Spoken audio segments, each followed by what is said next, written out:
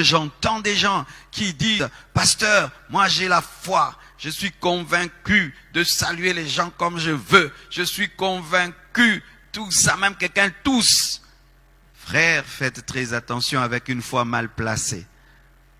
Jésus-Christ avait une promesse qui lui était donnée, que Dieu ne permettra jamais qu'il se rompe le pied.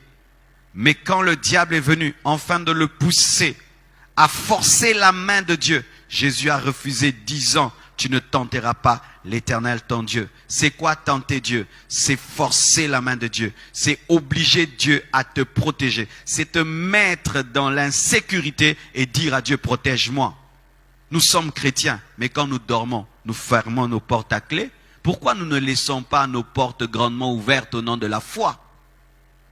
Pourquoi? Vous qui maintenant, au nom de la foi, vous dites, non, moi, je ne vais pas avoir peur, j'ai pas peur, alors je ne vais pas respecter les règles d'hygiène, je vais continuer à vivre comme d'habitude parce que j'ai la foi. Mais cette même personne, la nuit, ferme la porte à clé. Elle construit une maison avec une clôture autour. Mais alors, comme tu as la foi, fais une maison sans fenêtre, des fenêtres sans porte, sans fenêtre, fais une maison sans clôture. Et que tous les voisins entrent chez toi quand ils veulent. Mais pourquoi? Dieu est ta forteresse. Dieu est ton bouclier. Mais pourquoi alors tu fermes ta maison à clé alors que Dieu te protège? Mes frères, évitons cette foi sans intelligence, ce zèle sans intelligence, où nous contaminons les gens et nous nous laissons contaminer au nom de la foi. Quand est-ce que Dieu te protège? C'est lorsque tu ne lui imposes pas de le faire. Tu n'es pas au courant. Quelqu'un tousse devant toi et sans que tu le veuilles, tu es contaminé. Dieu te guérit, Dieu te protège, oui. Mais ce n'est pas que tu vas aller vers la maladie, rechercher la maladie, rechercher le problème et imposer à Dieu de le faire, te jeter du haut du temple et demander à Dieu d'envoyer un ange pour te protéger. Jésus a refusé de se jeter, même si la promesse était là, même si Dieu est notre bouclier, même s'il est notre forteresse. Respectons les distances, respectons l'hygiène, respectons cela.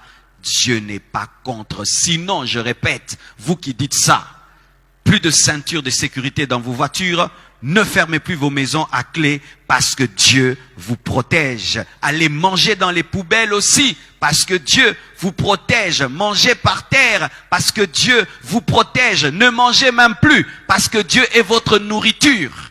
Alors quand j'entre dans votre théorie là, jusqu'à l'extrême, c'est de l'enfantillage. Ce n'est que de l'enfantillage et de l'orgueil spirituel. Ce n'est que de l'orgueil spirituel. Et ce que vous ne savez pas, c'est que votre orgueil est en train de tuer et de détruire les autres. Ainsi, dans cette crise, l'Église doit conscientiser, enseigner la sagesse, enseigner l'équilibre, car nous venons de nous rendre compte que nous avons beaucoup de chrétiens, mais qui ne sont pas équilibrés dans leur connaissance de la parole, leur connaissance de Dieu. Et lorsque le diable vient leur dire, tu es le Fils de Dieu, jette-toi, ils se jettent. L'Église doit enseigner dans cette crise. L'Église doit respecter les autorités dans cette crise. L'Église doit respecter les scientifiques et les médecins dans cette crise.